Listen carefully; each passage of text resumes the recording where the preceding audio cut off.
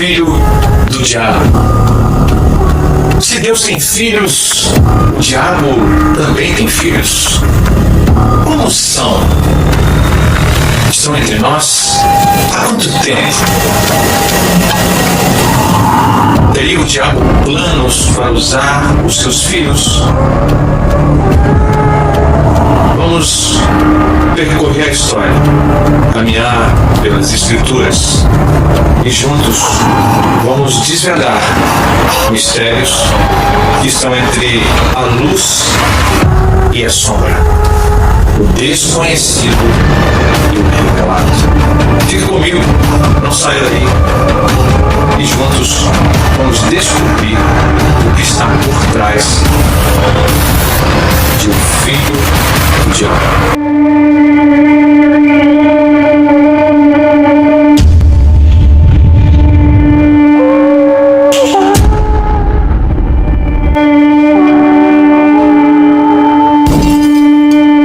Livro de Atos dos Apóstolos, no capítulo 13, do versículo 6 ao 12, nós encontramos a história de um homem chamado Bar Jesus, ou Ben Yeshua, filho de Jesus.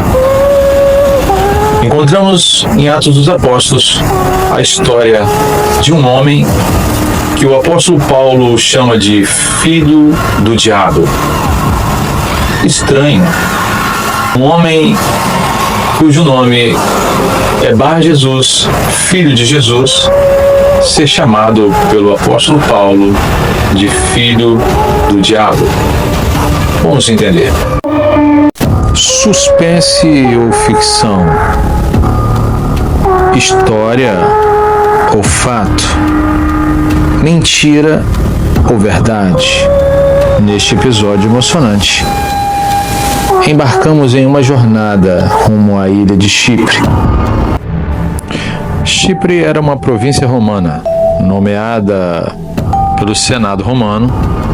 O governo de Chipre, uma ilha repleta de diversidade cultural e espiritual, era o cenário para um mistério. Um homem que vivia nas sombras, conhecido como Elimas,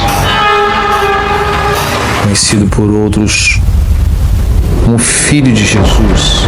Elimas era o nome grego de um falso profeta judeu, perito em artes mágicas, que também atendia pelo nome de Bar Jesus. A feitiçaria era proibida no judaísmo, mas não era desconhecida. Portanto, esse homem era uma pessoa que estava na escuridão do pecado e do engano e não manifestava qualquer intenção de sair de tal condição. Chipre era uma província romana, nomeada pelo Senado romano. O governador era oficialmente chamado de procônsul. Na época, quem ocupava esse cargo era um homem chamado Sérgio Paulo. O governador solicitou um encontro com Paulo e Barnabé, pois desejava ouvir a mensagem que eles pregavam. Entretanto, Elimas estava na corte e não queria que o procônsul aceitasse a fé cristã. Então confrontou publicamente os servos de Deus, fazendo de tudo para desacreditá-los perante aquela autoridade. Paulo e Barnabé enfrentarão uma batalha épica entre a luz do Evangelho e as trevas do engano. Prepare-se para testemunhar a intervenção divina e a transformação de coração, enquanto exploramos os detalhes fascinantes dessa história de fé e confronto espiritual.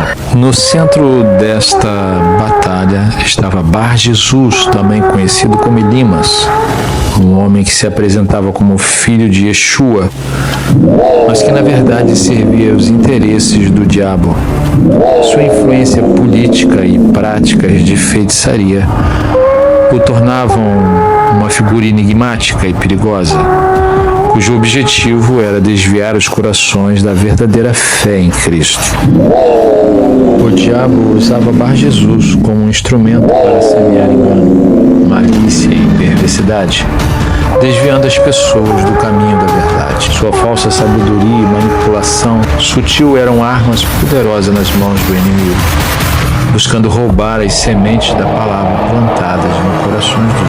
Mas a luz sempre brilha, mais forte nas trevas. Diante do confronto entre Paulo e Bar Jesus na corte de Sérgio Paulo, vimos a autoridade espiritual do apóstolo e a manifestação do poder de Deus. A punição de cegueira temporária imposta a Bar Jesus foi um sinal evidente da soberania divina sobre as forças das trevas. Assim, a fé triunfou sobre o engano. A conversão do procônsul Sérgio Paulo testemunhou a vitória da luz sobre as trevas, revelando o poder transformador do Evangelho. Em meio à batalha espiritual, a mão poderosa de Deus sempre se move em favor daqueles que confiam nele. Que essa história nos lembre da vitória garantida que temos em Jesus Cristo. Não importa quão intensa seja a batalha espiritual que enfrentamos, podemos confiar na soberania de Deus e na vitória da fé sobre as trevas. Que a luz do Evangelho continue a brilhar, iluminando os corações e transformando vidas por toda a eternidade. Espero que esse texto capite a essência da narrativa e inspire os espectadores a refletirem sobre o poder e a vitória da fé em meio a diversidades espirituais.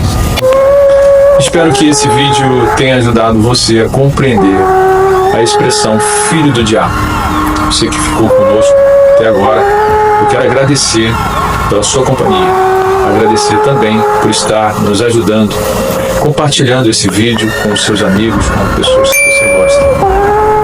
Quero convidar você a se inscrever no canal, deixar o seu like e não esquecer de ativar o sininho para você receber os próximos vídeos. Muito obrigado e que Deus te abençoe. Paulo confrontou Elimas e o repreendeu por sua oposição à verdade. Ele o chamou de filho do diabo, inimigo de toda justiça, cheio de toda falsidade, de toda malícia. Atos capítulo 13, versículo 10.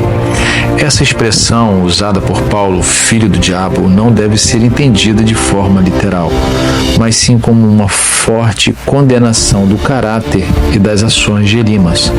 Na cultura judaica da época, chamar alguém de filho do diabo era uma forma de denunciar a pessoa como um instrumento do mal, alguém que se opõe à verdade e à vontade de Deus e promovia a injustiça e a falsidade. Paulo estava mostrando que as ações de Elimas estavam em total oposição à verdade e à justiça divina, e que ele estava agindo como um agente do mal, tentando desviar as pessoas do caminho da fé. Ao chamar Elimas de filho do diabo, Paulo estava denunciando sua conduta pecaminosa e sua oposição à obra de Deus, destacando a necessidade de resistir aos falsos profetas e permanecer firmes na verdade do Evangelho.